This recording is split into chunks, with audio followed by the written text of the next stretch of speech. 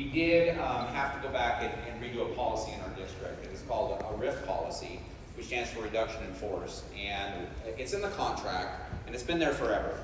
And what it is that's a policy to where if you cannot, address your staffing needs through attrition, which is our first goal. We always want to, if we have to reduce staff, be able to not fill positions that come open because of retirements or people moving or that kind of thing.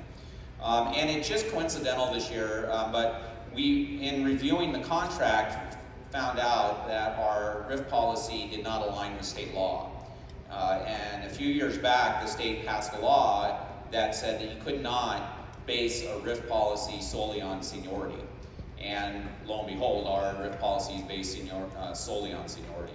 And so we had to go back to the table and work collaboratively, and that's why Mike is here with me today. We work collaboratively with a group of people to come up with something that we think is really fair and that people will be able to look at and feel like makes sense. I know many of you have seen it. For some, you'll be able to see it. But that's really the why that we had to address that. It's not because we're gearing up for a huge RIF this year, although there's always those challenges, and it could happen on any year.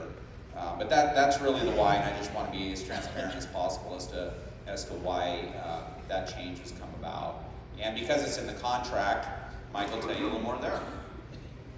Okay, so the school board has already ratified the RIF policy that we negotiated, but we're going to do that after this meeting. So if you want to learn more about it, you could stick around.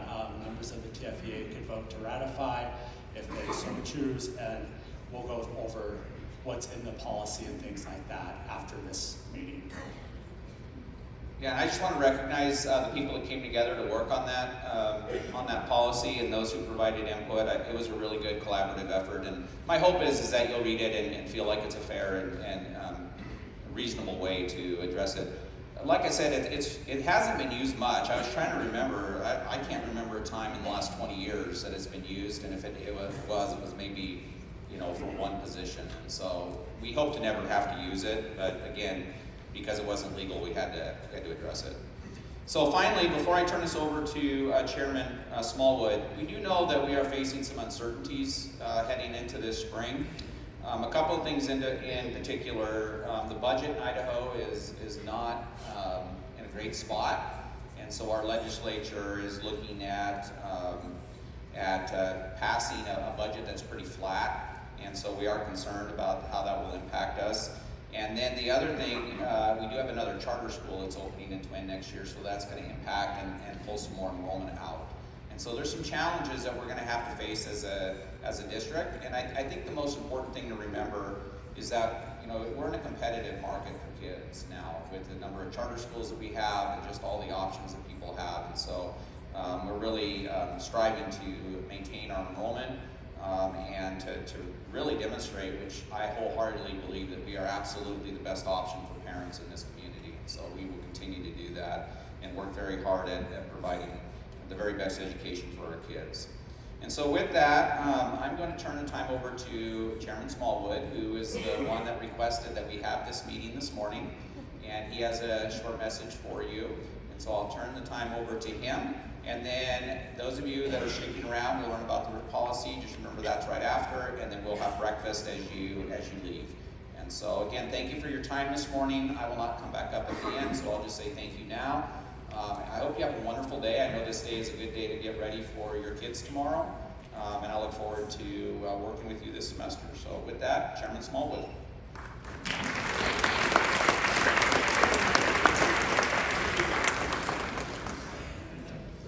Well, good morning, everybody. Welcome back. Did everyone have a nice break? Yeah. Yeah? Good. Me too. Who stayed here in Idaho? Raise your hand. Lots of you. Who traveled to another state? Lots of you. Anybody go to a different country? A few. Well, you lucky dogs. Even though typically I would think this time of year would be, really cold. I don't get our weather. It's raining outside. It should be snowing. I look forward to this time of year every year, when the days start getting longer.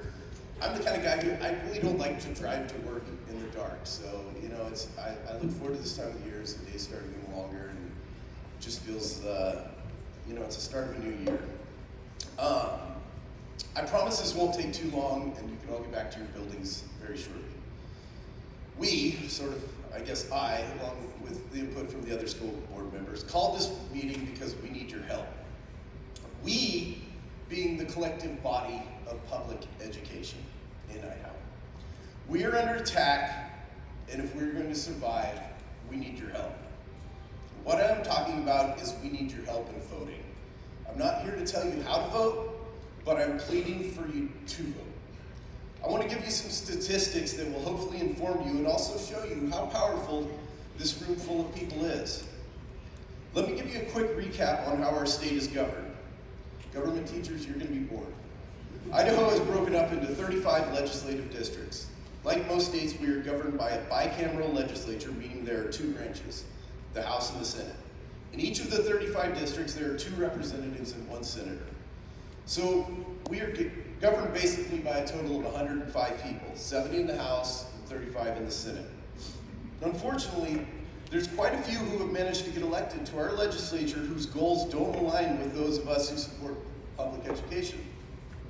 I, for one, wholeheartedly believe in public education. I am the product of public education. Both my parents were teachers at one point in their lives, and I believe in the concept and the goodness of public education and what it has done to build our great country. We need your help electing legislators who support public education. Our mission and our ability to carry on the mission of public education depends on it. Think the legislature that is elected now cares about education? Let me give you a trivia question. Guess how many bills involving education were introduced in the last session? Somebody throw me a number.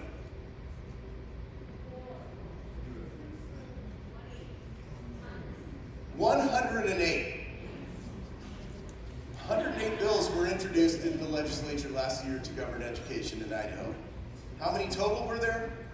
790 bills were introduced last year. 14% of all bills were directed at education. By the way, of those 108, 37 were passed and signed into law. 37 bills alone last year became law that in some way affected or dictated what goes on in our building teaching kids. Okay, so what? Our legislators like to micromanage public education. How does this affect me and you, and why should we care? You should care because of those 108 bills, some had the goal of dismantling public education as we know it. How did this happen? I truly don't believe that the majority of our population wants to dismantle and destroy public education. But there are some in the state who do, and some of them have gained power. Let me tell you about a discussion I had with a person who has managed to claw his way to power. I'm not going to name him. I'm going to tell you that he has an important position of power in Ada County, the largest county in Idaho by population.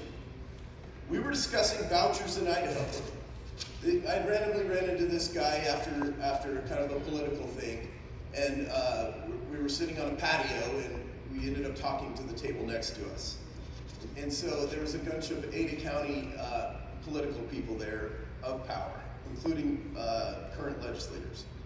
We were discussing vouchers in Idaho. This was before the last legislative session, by the way, before the voucher bill was passed.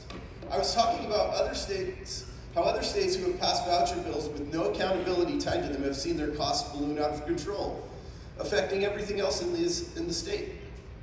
This individual looked at me directly in the eye and said, "I would love nothing more than to bankrupt public education in Idaho." Can you believe that? Let me repeat that. This was a direct quote. "I would love nothing more than to bankrupt public education in Idaho." I have a witness here in this room that was standing next to me who heard it. He wasn't kidding either. This is the sort of cancerous rot that has got a toehold, and we, everyone in this room, should care greatly and take it seriously. What do? Well, we have to do better at one thing, voting. And it isn't who we're voting for, per se, it's we aren't showing up when it matters as a community.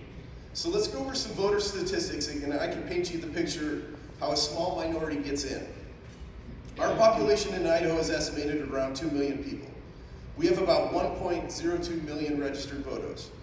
Of this, about 628,000 are affiliated as a Republican, about 120,000 are affiliated as a Democrat, and about 258,000 are unaffiliated.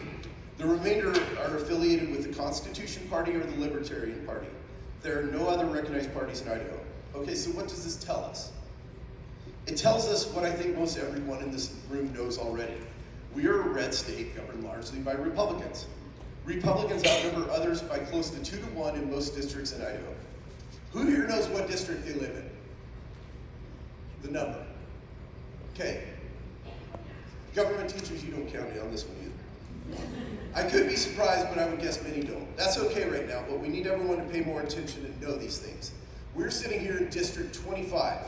25 is basically the city limits of Twin Falls. Not exactly, but close. If you live outside city limits, but in the county, you're in District 24. If you live across the river in Jerome, you're in District 26. I know we have a few people that commute from Cassia County, you're in District 27. I'm going to focus on District 25 just for simplicity's sake, but the other districts around have similar numbers. There are 22,000 voters, registered voters in District 25, representing a population of about 57,000. Roughly 60% are affiliated as Republicans. This means it is basically mathematically impossible for a candidate that isn't a Republican to win in District 25. District 24 and 27 are basically the same. Those of you across the river in District 26 are slightly different, as you have Blaine County, in which your district has way more Democratic affiliated voters than average in Idaho, which is an outlier. Okay, I know this sounds like a long rambling thing, but I promise it's coming to a conclusion. The conclusion is that a Republican is for sure going to win every election in Twin Falls County this next year. It's just a matter of fact. If you aren't affiliated as a Republican and you don't vote in the May primary, you will have zero say in who represents you at the legislature. The general election in November is just a rubber stamp of who wins in May. I am asking those of you who are affiliated as Republicans to just pay attention and please vote in the primary. It is May 19th, the same day as graduation. There will be candidates running who believe in public education, and there will be candidates who don't. In case you don't know, the Republican primary is what's called a closed primary. Only persons affiliated as Republicans can vote in the Republican primary. If you are affiliated with a different party, you can't just change your affiliation when you vote. The deadline is March 13th. If you are unaffiliated, you can choose to affiliate with whatever party you want when you vote. Let's look at the Republican numbers from May of 2024, the last primary. An average of 4,441 voters decided who was going to govern the roughly 57,000 of us in District 25. 4,441 voters decided the fate of 57,000 of us in this district. That's not very many. I mean, that's not even 1 out of 10. Now, granted, a lot of that's underage, but still, our voter turnout is very low in the primaries, and that's what we have to change. We have to do better. And let me be clear on one thing, though. I'm not telling you who to vote, or how to vote, or who to affiliate with, or anything.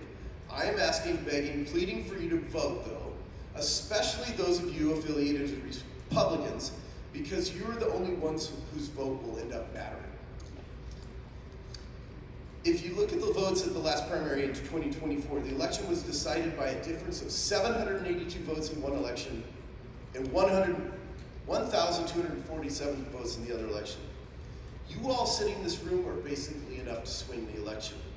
Throw in a spouse or a friend or two who hasn't historically voted, who you convinced to turn out and vote, and I promise you, those of you in this room will control who wins our primary election in May and who governs us and who chooses which bills affect public education in Idaho. I promise you that. It's mathematically, it's not a fact. There's probably between 500 and 600 of you in the room here.